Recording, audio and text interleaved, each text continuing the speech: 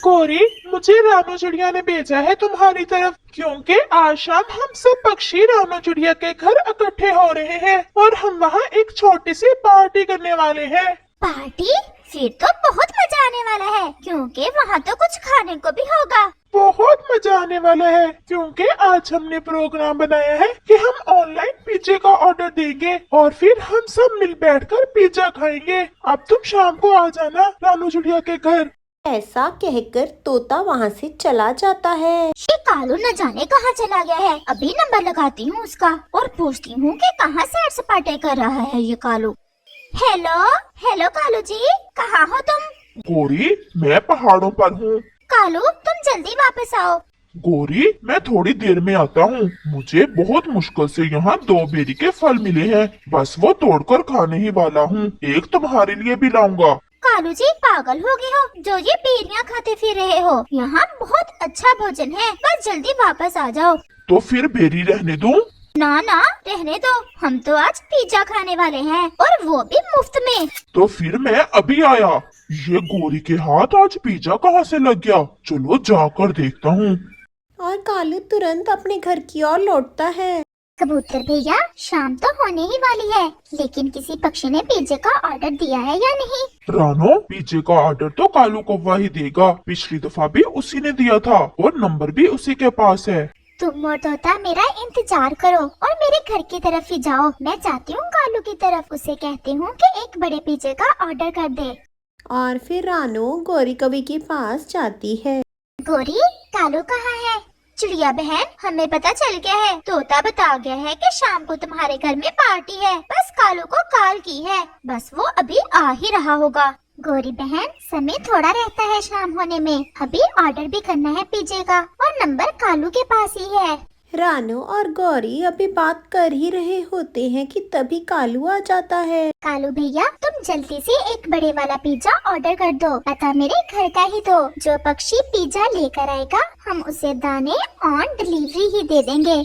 मैं अभी ऑर्डर कर देता हूँ। फिर कालू कौवा जल्दी से पिज्जा का ऑर्डर दे देता है और पता रानू के घर का देता है। गोरी बहन, अब मैं चलती हूँ, तुम शाम से थोड़ा पहले ही आ जाना। तोता और कबूतर भी होंगे, सब बैठकर गप्पे लगाएंगे और इकट्ठे पिज्जा खाएंगे। और फिर रानू चिड़िया चली जाती है।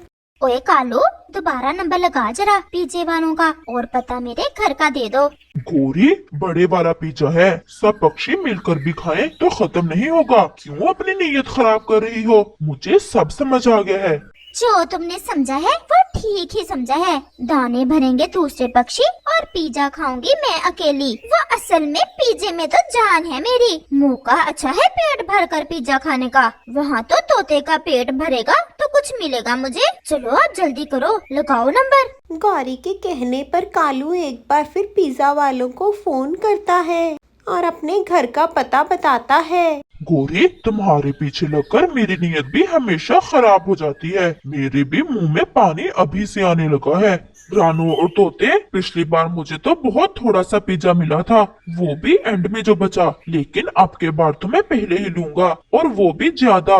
कबूतर भैया, इस बार कालू ने बड़े वाले पिज्जे का ऑर्डर दिया है, सब पेट भर कर खाएंगे। ये कालू और गौरी नहीं आए, अब तक तो आ जाना चाहिए था उन्हें। गोरी की तैयारियां भी तो लंबी होती हैं, बस आते ही होंगे। वो सभी भी बातें कर ही रहे होते हैं कि तभी दरवाजे पर नॉक होता है और फिर कबूतर दरवाजा खोलता है। मैं पिज्जा पक्षी हूँ। मैं पिज्जा आपके दिए हुए पते पर दे आया हूँ, लेकिन वहाँ एक कौवा और कौवी थे जो कह रहे थे कि बिल के दाने यहाँ से मिलेंगे। जानो, ये पिज्जे वाला पक्षी है, कहता है कि पिज्जा कालू और गोरी के घर दे आया है और दाने मांग रहा है चार्जेस के। तुम कबूतर हैरान क्यों हो? गोरी और कालू पिज्जा लेकर आते ही होंगे। रानू पिज्जा वाले पक्षी को दाने दे देती है। आज पहली बार इतना ज्यादा पिज्जा खाने वाली हूँ मैं। गोरी, हम खा तो रहे हैं अकेले अकेले, अगर दूसरे पक्षी आ गए तो उनसे क्या कहेंगे? यही कि पिज्जा तो वो पक्षी किसी और के घोंसले में दे गया, हमें तो मिला ही नहीं। तो फिर करो शुरू। ऐसा कहकर वो पिज्जे को खाना शुरू कर देते हैं और झटपट से लात स्लाइस भी उसका खा जाते हैं। पर पिज्जा खाते ही कालू बेहोश हो जाता है। दूसरी तरफ रानू और कबूतर तोता पिज्जा का इंतजार कर रहे होते हैं। कबूतर, अब तो शाम हो गई है, जाओ तो सही एक दफा और पता करो कि गोरी और कालू अभी तक आए क्यों नहीं पिज्जा लेकर। अभी वो बात कर ही रहे होते हैं कि तभी गौरी आती है घबराई घबराई और सबको कालू के बेहोश होने की खबर देती है। साथ में अपना गुनाह भी कबूल कर लेती है। किस तरह उसने और कालू ने मिलकर सारा पिज्जा खा लिया।